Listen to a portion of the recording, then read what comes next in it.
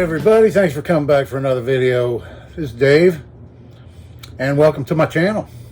I'm going to do something a little bit different today, and I want to show you some vintage tube radios that I restored a number of years ago. I got into buying broken tube radios. Yeah, I'd find some at antique stores, thrift stores, buy them on eBay, pretty reasonably priced, you know, because they were broken. And then I'd tear them down and restore them. Some of them were in really bad shape that I got. The cases were cracked and chipped, and some were missing parts, but I'd buy them and then I could use the parts off of them for other radios, you know. I haven't done it in quite a while, and I got rid of most of the radios that I had that I restored, but I still have a few that I can show you. I think I've got like 6 or 8. And so without further ado, I'll start with this one right here that I brought out. And what you're looking at here is an old Montgomery Ward Airline radio. They didn't come in red. You could get them in brown and ivory, Bakelite cases. This one was, like I said, one of those that I got that was in really bad shape, and the case was cracked all across the bottom. And so instead of trying to make that original brown come back to life and everything, I just decided to paint it red. Kind of gives it a retro look, I think, with the red with the brown knobs on it. It has the original knobs. It has the original back on it, which is metal back. A lot of them were masonite backing, you know, wood or even cardboard, some of them. Aluminum chassis. But this one here is the 74 BR-1501B, and the B stood for brown. And then they had another model, I'm not sure if it was but it was an ivory colored case, Bakelite case. So you could get them in brown or ivory colored. I did restore this, and here's some pictures of it when I had it apart here just recently.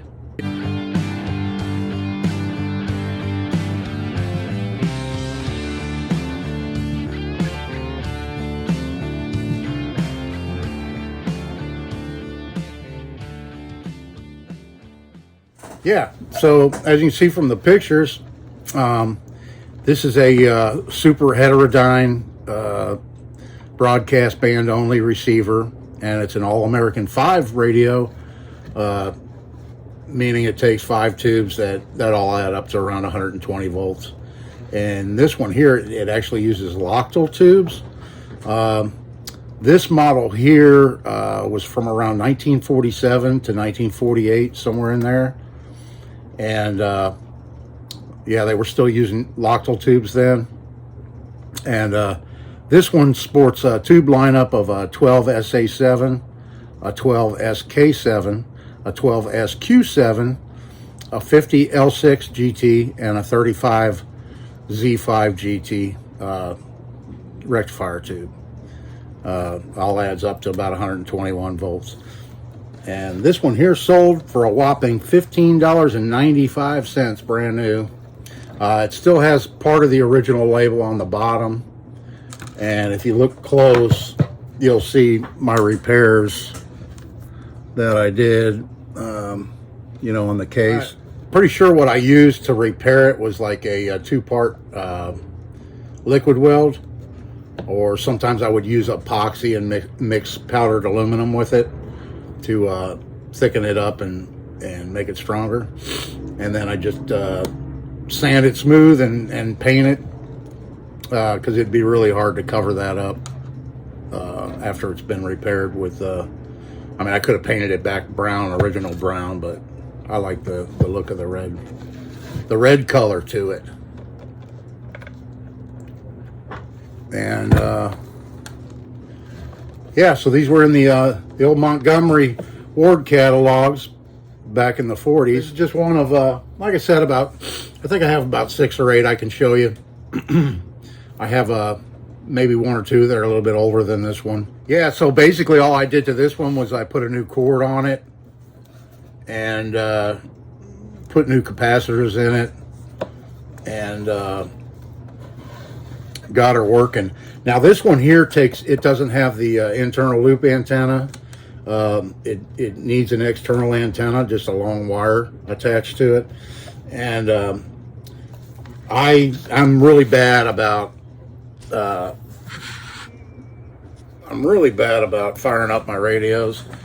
It's really good for them if every once in a while you turn them on and run them for a while, the old tube radios, and I'm really bad about that. This one's probably been sitting for,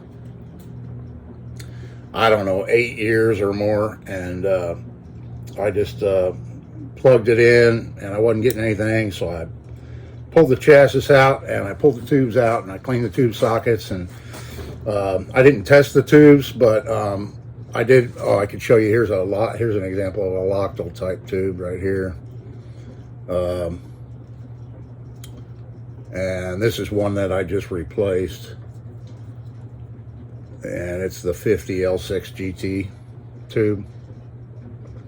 I thought maybe this was a little bit weak, so I grabbed another one that tested good and put it in there, and I got sound out of it, but really weak. I don't have a good antenna here or anything to hook up to it to pull in any stations, or I'd give it a go for you and see. But there's no scratchiness or anything in the volume control, so I think it's okay. But anyway, that's it. I just wanted to show you this little guy here. I had one smaller than this, an All-American 5 with a metal case. It was, I forget which brand. It might have been an Arvin, but it was a metal midget, and it was probably half the size of this one. But it took the miniature tubes. So, yeah. Just a quick video showing you one of these radios. We'll come back with some more here later on. I appreciate you watching. I'd appreciate a like, share, and a subscribe, and all that good stuff. This is Dave. See you in the next one.